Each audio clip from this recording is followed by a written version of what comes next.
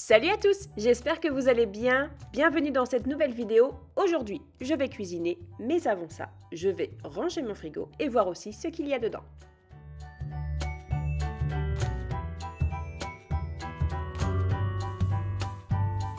Et voilà, donc l'état du frigo une fois rangé et une fois nettoyé et rangé. Donc beaucoup de produits laitiers, hein, tout ce qui est crème, matière grasse, fromage, les petits suisses et le fromage blanc, c'est vraiment nous, on aime bien avoir ça au frigo. Ici, on a du fromage à tartiflette. J'en avais profité parce qu'il y avait le deuxième à moins 50%. Et d'ailleurs, il va falloir que... bon, c'est bon jusqu'au 20 janvier. Mais je vais en congeler un. Ici, il me reste 3 endives. Ici, j'ai quelques carottes qui datent de à peu près 1900 avant Jésus-Christ. Donc, je vais m'en servir là aujourd'hui. Voilà, ici on a de la graisse de canard, ici on a des wraps avec une petite tranche de jambon, donc ça sera pour le repas de Thibaut ce midi. Ici on a du beurre, de la margarine, tout ce qui est les condiments, les sauces, le lait, tout ça. Donc ça c'est pour ce qu'il y a au frigo. Ensuite au congélateur, ici on a 4 baguettes de pain et ici on a du bazar. Ici, tout ce qui est légumes, on a des croquettes de pommes de terre, des champignons, de la brunoise, de la julienne de légumes, des choux de Bruxelles. Et ici, ce sont des rouleaux de printemps cantonnés à faire frire que j'ai acheté chez Nose. Très très bon, c'est vraiment très très bon. Je m'attendais à avoir une pâte un petit peu plus fine, un petit peu croustillante, style Nems, mais pas du tout. Ça fait plutôt un peu une pâte brisée, frite. C'est très bon, mais c'est pas trop ce à quoi je m'attendais. C'est bon quand même. Et ici, nous avons tout ce qui est protéines animales. Donc, on a des dos de cabillaud. Il y a 4 dos de cabillaud ici, 2 steaks hachés et des lardons fumés. Voilà. Ici, il reste quelques pommes de terre, des pommes de terre à chair ferme. Donc, je vais les faire cuire aussi aujourd'hui. Ici, nous avons des poires qui sont toutes mûres. Donc, je vais mettre celles qui sont les plus mûres au frigo. Il faut que je pense à les proposer ce soir au dîner. Ici, on a le chou chinois qui n'a toujours pas servi depuis que je l'ai acheté. Donc, je vais le cuisiner aujourd'hui. Ça se conserve bien. Tout ce qui est chou et tout ça, ça se conserve bien. Après, ce qu'il faut savoir, c'est que les fruits et légumes de saison actuels qui sont d'automne et d'hiver sont faits pour être conservés longtemps, justement, hein, de façon à ce que l'humanité ne meure pas de faim pendant l'hiver. La nature a inventé ça et c'est plutôt pas mal. Ici, on a des échalotes, un potimarron et une courge butternut. Voilà, donc pour ce qu'il y a ici. Les croquettes pour Loki, très important. La pâtée pour Loki, encore plus importante. Ici, on a quelques clémentines. Donc ça, ce sont des clémentines que je suis allée acheter chez Aldi. Puisque chaque année, les clémentines de chez Aldi qui sont vendues en petites cagettes, là, c'était 2,3 kg et qui viennent du Maroc. Elles sont super bonnes. Et ici, on a des noix. Nous avons des noix. Bon, Margot, elle a fait son petit jeu avec les noix. On a quelques noix, mais on en a encore pas mal au garage. Donc les noix, on en mange régulièrement. Ici, nous avons des œufs. Alors, ne vous fiez pas à la boîte, puisque ce sont des œufs qui viennent de nos poules. Nous avons, je suis désolée, on n'a pas une bonne luminosité aujourd'hui, donc du coup, la qualité va pas être top. Ce sont des œufs qui viennent de nos poules. Nous avons 4 poules, 2 qui viennent d'arriver il y a plusieurs semaines, 2 ou 3 semaines maintenant, et qui sont quand même pas en très très bon état niveau plumage. Il y en a une qui se remplume bien, mais l'autre, elle a un petit peu plus de mal. Donc, elles souffrent un peu du froid et du coup, elles ne pondent pas pour l'instant. Mais les grosses, donc celles qui étaient déjà là avant, elles continuent à pondre. Donc, ça, c'est cool. Du coup, nous avons des œufs qui viennent de notre production, enfin de la production de mes poules, parce que moi, je ne ponds pas d'œufs. Et là-haut, désolé, je sors pas parce qu'il fait vraiment un temps de chien. Nous avons le potager. Donc, ce que vous voyez, attendez, je vais pas pouvoir vous montrer du coup. Attendez, mon doigt, il est où? Il est là. Ce que vous voyez ici, tac, ça, c'est les mauvaises herbes qu'il faut que je retire. Ici, on a des blettes. Là, ce sont les épinards. Ici, on a quelques oignons rouges qui n'étaient pas sortis et qui sortent. Ici, nous avons les scaroles. Là, ce sont les poireaux. Là, les blettes. Derrière, on a des navets. Dans le fond, j'ai un pied de poivron, mais à mon avis... Là, de toute façon, la température est tombée en dessous de 5 degrés. Donc, tout ce qui est solanacée, c'est mort. Hein. Tout ce qui est les poivrons, là. Et nous avons, au niveau du compost, ici, des tomates. Ça donnera... De toute façon, ça donnera rien. J'ai juste laissé, voilà, pour les éventuels animaux qui en avaient besoin. Voilà. Et puis... Alors, attendez. Je ne les vois pas bien. Ah, voilà, ils sont... Attendez, il est où mon doigt? Est-ce que je vois pas bien? Voilà, ici, là, juste là. C'est pas... On a 2 choux chinois. Et juste à côté, donc, ici, c'est du céleri branche. Enfin, du céleri vivace, plutôt. Donc, voilà, on a quelques petites choses dans notre jardin qui sont assez cool. J'attends d'avoir ma thune de YouTube pour pouvoir aller à la jardinerie et acheter, il faut que je rachète de la terre de diatomée pour le poulailler et je vais acheter un voile d'hivernage pour mes plantes de façon à ce qu'elles ne souffrent pas de trop. Voilà. Hop. Alors, donc là, je me pose avec une petite ricorée et je vais noter mes idées que j'ai pour cuisiner. Donc, j'ai déjà les idées en tête, mais je vais les noter quand même parce que moi, ça me... Comment dire ?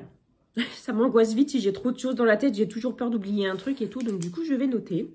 Et il faut aussi que je prépare pas mal de repas chauds qui peuvent être réchauffés. Puisque mon mari, maintenant, a une boîte isotherme du tonnerre pour lui aller travailler. Donc, du coup, en fait, il peut manger chaud maintenant le midi. Donc, ça, c'est trop cool. Donc, du coup, il y a des choses à réchauffer et tout.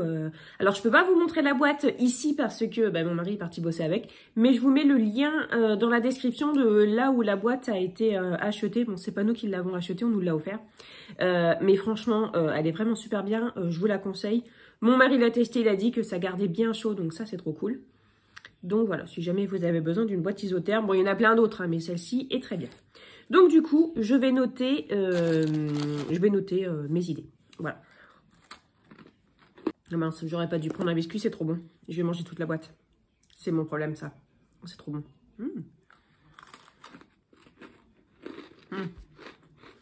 Bon, je vais en reprendre un deuxième. Voilà.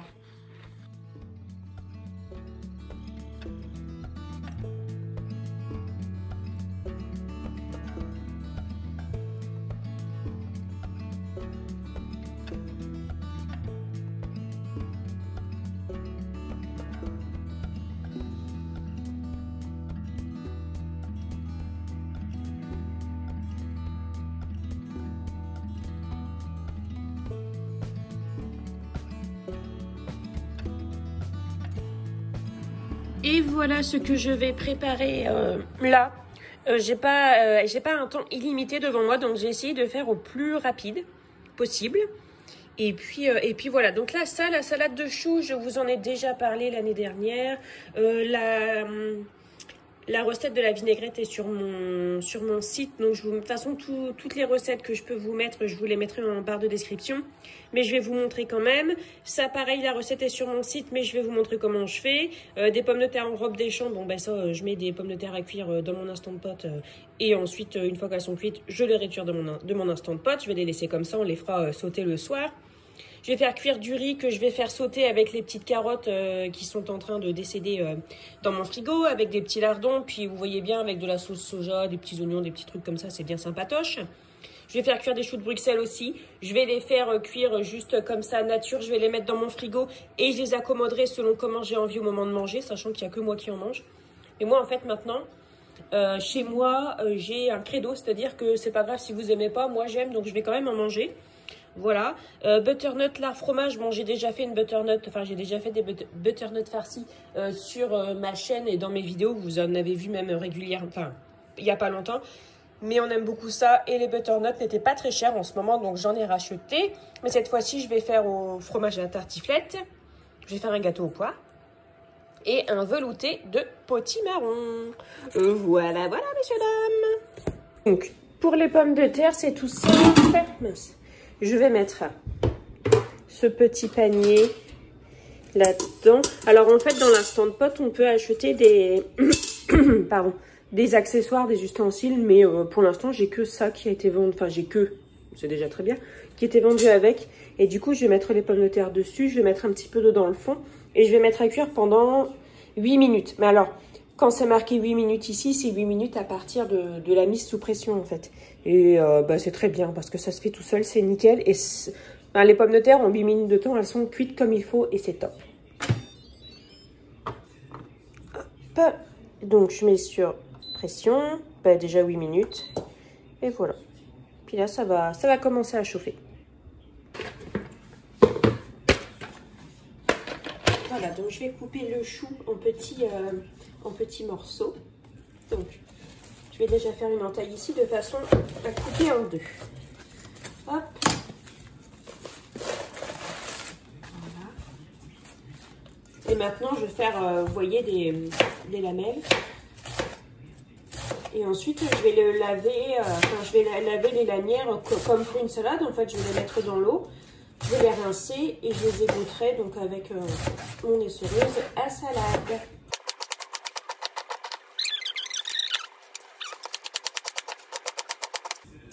Donc, ça peut paraître une grosse quantité, mais en fait, ce qu'il faut savoir, c'est que la salade va cuire dans la vinaigrette.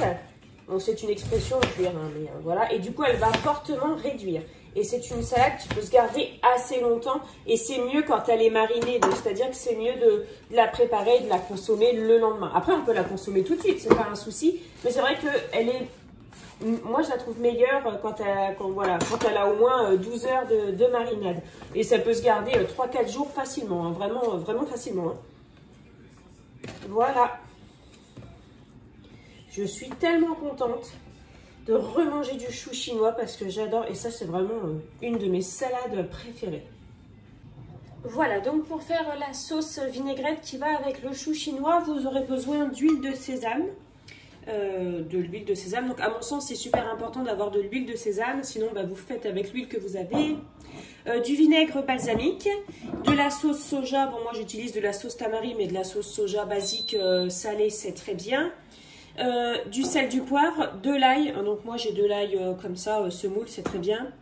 Du piment, donc le piment c'est facultatif, si vous n'aimez pas quand c'est relevé, n'en mettez pas. Il faut mettre un petit peu de sucre. Et ici on a des graines de sésame. Donc oui, il faut pas mal d'ingrédients pour faire cette sauce là. Moi je la fais puisque bon, ce sont des ingrédients que j'ai toujours à la maison de toute façon. Et donc voilà, donc en fait là le principe c'est qu'on va mettre une dose d'huile. Et la dose de vinaigre balsamique plus la sauce soja, ça doit représenter la moitié de ce qu'on a mis en huile de sésame. C'est-à-dire si je mets 4 cuillères à soupe d'huile de sésame, je vais mettre une cuillère à soupe de sauce soja et une cuillère à soupe de vinaigre balsamique. Là, je vais faire une grosse quantité, donc du coup, je vais mettre 8 cuillères à soupe de sauce, de vinaigre, 8 cuillères à soupe d'huile de sésame. Donc 2 cuillères à soupe de vinaigre balsamique et 2 cuillères à soupe de sauce soja. Et ensuite après, c'est selon vos goûts en fait. Donc si c'est la première fois que vous en faites, n'hésitez pas. Vous faites votre mélange, donc 1 de sésame et donc un quart et un quart pour que ça fasse un demi, comme ça. Et ensuite vous ajoutez progressivement les ingrédients pour savoir quelle recette vous convient. Voilà. Donc là pour commencer, je vais déjà mettre l'équivalent d'une cuillère à soupe de sucre. Vous pouvez mettre du miel. Si vous avez du miel, bon moi j'ai du miel, mais comme il n'est pas liquide, j'ai un peu la flemme. Donc du coup je vais mettre du sucre. Voilà. Ensuite, l'huile. Donc là je mets donc 8 cuillères à soupe d'huile. Et ensuite 2 de vinaigre balsamique et 2 de sauce soja. Et donc la recette, vous pouvez la retrouver sur mon site.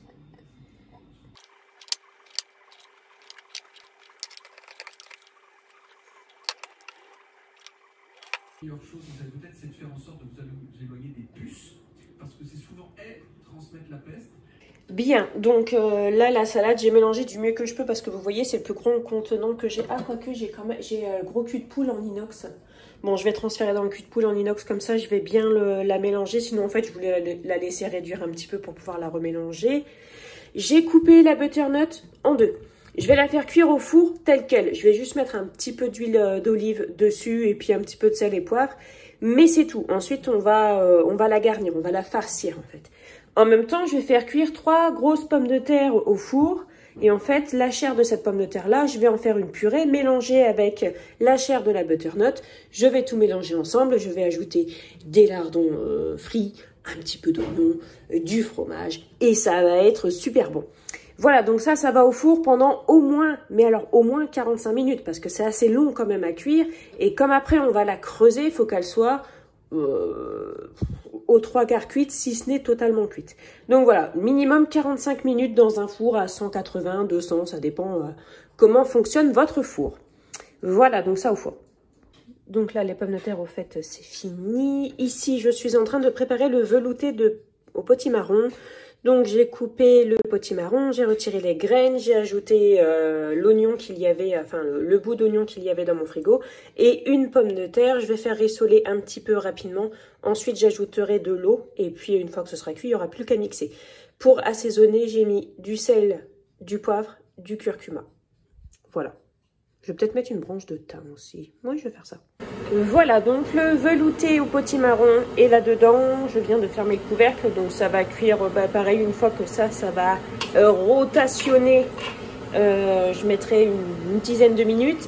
Et donc ici, j'ai mis des choux de Bruxelles. Donc c'est des choux de Bruxelles qui sont surgelés. Et bon, j'ai pas une grille assez fine pour pas que les choux soient dans l'eau, mais c'est pas bien grave. Donc j'ai mis un petit fond d'eau. Pareil, je vais faire cuire en pression, mais là par contre je vais mettre 4 minutes, on verra bien.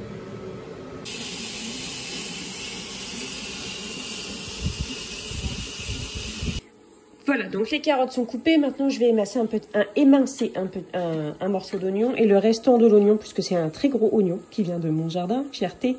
Et du coup je le garde dans un bocal en verre fermé comme ça se garde très longtemps et ça évite que ça sente très très fort dans votre frigo. Et ce qui est bien avec le verre, c'est que ça garde pas l'odeur, parce que on a tous connu, étant enfant, des tupperwares qui puaient l'oignon, qui puaient des trucs parce que ça avait pris l'odeur. Et voilà, donc là, hop, en verre, il n'y a pas d'odeur. Et ça se garde très bien. Donc ça, au frigo pour une prochaine fois. Donc là, je suis en train de préparer le riz. Je fais rissoler les petits oignons avec les carottes. J'ai rincé mon riz, je vais ajouter le riz dedans, donc je vais faire une cuisson pilaf. Et à part, mais tout à l'heure je ferai cuire des lardons et je rajouterai après. Voilà, je vais pas faire cuire les lardons parce que sinon ils vont être bouillis et j'aime autant qu'ils soient qu'ils soient plutôt rissolés. Voilà, donc je laisse cuire encore un petit peu. Et ensuite je vais ajouter le riz. Mince, bon, je vous ai pas montré parce que j'étais en train d'écouter une chronique de David Castello-Lopez et du coup, je suis passée, voilà, j'ai pas filmé. Mais en fait, donc les oignons et les carottes étaient en train de rissoler. Ensuite, j'ai ajouté le riz qui était rincé. Je l'ai fait devenir translucide. J'ai ajouté du bouillon. Alors là, c'est du bouillon que j'ai acheté tout fait parce que je n'ai pas encore eu l'occasion de refaire du bouillon moi-même. Donc voilà, c'est du bouillon comme ça, bio village, qui est bien. Voilà. Et du coup, j'ai émietté du bouillon et j'ai ajouté de l'eau. Là, j'en rajoute encore un peu. Donc, le riz pilaf, c'est une dose de riz pour 2 doses et demie à 3 doses d'eau. Donc, ça dépend de vos riz. Moi, je fais à l'œil, je rajoute de l'eau quand il y a besoin. Je goûte le riz et tout ça. Mais là, je vais déjà mettre au moins 2 doses d'eau. Et voilà. Donc, si vous avez du curcuma, vous pouvez aussi mettre du curcuma là-dedans. Donc, le curcuma, c'est très bien, surtout associé avec du poivre. C'est très bien. Et ça apporte une couleur un peu jaune au riz. Enfin, ça apporte même une couleur carrément jaune au riz. Et c'est cool, ça change un peu. Puis, ça fait de la couleur. Donc, voilà un petit peu l'avancée. Alors, ici, j'ai mis des torsades à cuire. Je vais mettre un couvercle d'ailleurs. J'attendais que l'ébullition reprenne. Est-ce que c'est la bonne taille? Oui. Ici, on a le riz qui est presque cuit. Donc, la plaque est éteinte, mais je laisse finir de cuire. Ça, je vais baisser. Non, c'est pas ce que je voulais faire.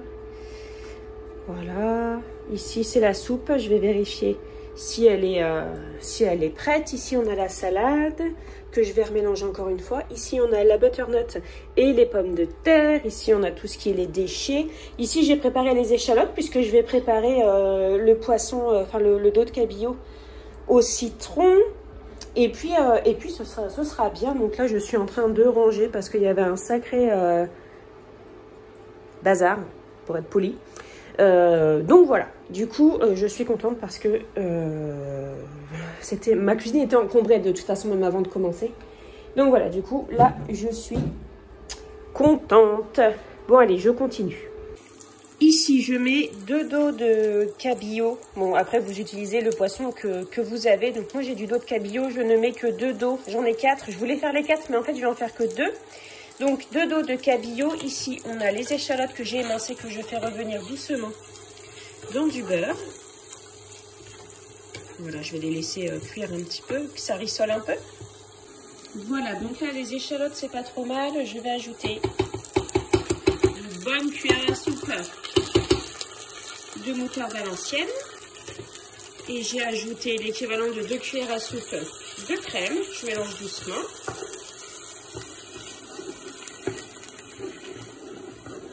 Et ensuite, je vais ajouter du jus de citron. Donc, soit le jus d'un demi-citron, soit du jus comme ça. Même si, bon, c'est clairement mieux d'avoir du jus de citron, mais étant donné que j'ai ça, j'utilise ça. Sur le poisson, j'ai ajouté de la brunoise, comme ça. Donc ça, ce sont des légumes qui sont surgelés, mais qui ne sont pas cuisinés. C'est-à-dire que ce sont les légumes bruts qui sont surgelés tels quels. Il n'y a pas de sel, il n'y a pas de poivre, il n'y a pas de sucre, il n'y a rien du tout. Et du coup, c'est bien pratique parce que c'est portionnable. Et puis, vous pouvez vous faire une poêlée très rapidos quand vous n'avez pas le temps. Donc, franchement, je vous le dis souvent, hein, ayez toujours des légumes voilà, non transformés au congèle. C'est économique et c'est vraiment pratique. Vous avez toujours une petite solution de secours du coup. Et voilà, c'est prêt. Donc j'ai mis la sauce et j'ai ajouté du fromage râpé dessus. J'ai mis du sel et du poivre. Et maintenant, je vais mettre ça au four. Alors clairement, ça pourrait attendre. Je pourrais le faire cuire par exemple ce soir. Mais étant donné que mon four, il a tourné pour faire cuire la butternut et les pommes de terre, je vais profiter de sa chaleur en fait pour faire cuire le poisson. Et ça se réchauffe très bien. Voilà, ça sent tellement bon. Donc, j'ai sorti des lardons qui étaient au congèle et je suis en train d'en faire rissoler pour mettre dans le riz qui est ici. Et pour préparer les butternuts farcis avec les pommes de terre. Voilà. Ça, pour l'instant, ça reste ici. Il faut que ça réduise encore un petit peu. Si je vois que ça ne réduit pas assez, je filmerai puis je mettrai cette grosse gamelle au frigo en attendant. Les pâtes ici sont cuites, j'attends que ça refroidit. Les choux de Bruxelles sont bientôt refroidis, les pommes de terre sont refroidies, le beurre je vais le ranger. Puis voilà, ça avance bien, je suis contente. Ok, donc c'est bon. Bon, c'est moi qui ai écrasé pour voir si c'était bien bouilli, donc impeccable. Pour le velouter, je vais mixer avec ça. Je vais ajouter un petit peu de crème fraîche, parce que la crème fraîche, c'est la vie. Et puis je vais goûter, il faut peut-être ajouter un peu de poivre, tout ça. Et puis voilà, ce sera prêt. Voilà, donc là, je suis en train de creuser la courge. Donc, vous voyez, avec une fourchette, hein, ça se retire bien. Donc, je ne vais pas la vider complètement, mais je vais quand même faire un bon creux. Donc, vous voyez, j'ai laissé la peau. Ça ne pose pas de souci. Soit vous la mangez, soit vous ne la mangez pas. Mais voilà, ça fait un truc, ça tient bien à la cuisson. Donc, vous pouvez la laisser sans souci. Donc voilà, je retire de la chair de courge que j'ajoute donc ici. Ici, on a un mélange, donc les pommes de terre que j'ai réduit en purée. J'ai mis les petits lardons, un peu de crème. Et voilà, je vais mélanger comme ça, vraiment grossièrement. Hein. Et je vais ajouter un petit peu d'emmental râpé dedans, donc à la farce. Je vais ajouter aussi un œuf ou deux selon, voilà, selon la texture. Il faut que ce soit pas trop sec, mais il ne faut pas que ce soit dégoulinant non plus. Et sur le dessus, je mettrai des tranches de fromage à tartiflette. Ça va être trop bon. Ça va être trop bon. Donc là, je viens de mettre un œuf, ma chair de butternut est dedans. Et donc là, voilà, à partir de là, les amis, vous mettez ce que vous voulez dedans, ce que vous aimez, ce qui peut être pas mal, les épices que vous aimez, enfin voilà. Vous mettez des restes de n'importe quel fromage que vous avez. Voilà, il faut toujours innover. Et surtout, vous faites avec ce que vous avez. Donc imaginons, vous n'avez pas d'œuf, vous n'en mettez pas, voilà. Si vous n'avez pas de crème, vous mettez du lait. Si vous n'avez pas de fromage, bon, j'avoue, si vous n'avez pas de fromage, ça craint, mais voilà, vous voyez, vous pouvez quand même faire des trucs. Donc voilà, faites-vous plaisir sans trop dépenser. Voilà, vous voyez, une farce comme ça, c'est à peu près homogène, c'est cool. Je vais ajouter un petit peu de muscade dedans, parce que quand même, c'est bien. Je vais pas mettre de sel, hein, puisque il va y avoir du fromage et il y a des lardons. Mais je vais mettre un petit peu de poivre, parce qu'on aime bien.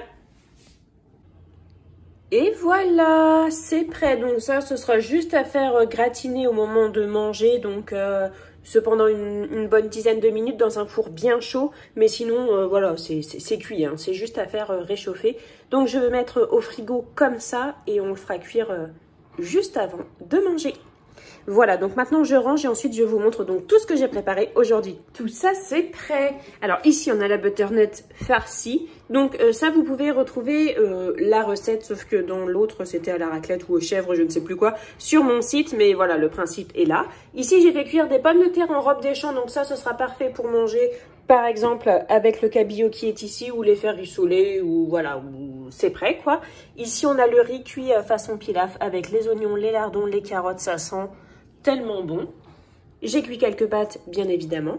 J'ai cuit des choux de Bruxelles, donc ça je les ferai revenir à la poêle avec un petit peu de beurre, des épices, du miel, des trucs super bons. J'aime vraiment beaucoup ça. Ici on a le velouté de potimarron. Ici la salade de choux chinois, donc vous voyez ça a beaucoup réduit, ça va encore réduire un petit peu. Et ici donc on a les dos de cabillaud. Alors là c'est vrai que ça a cuit un petit peu plus et j'ai pas mis les mêmes légumes que d'habitude. Donc du coup ça donne pas la même couleur, mais en tout cas ça sent vraiment super bon. Peut-être qu'il manque un petit peu de sauce et ça peut-être ça a peut-être un petit peu trop cuit.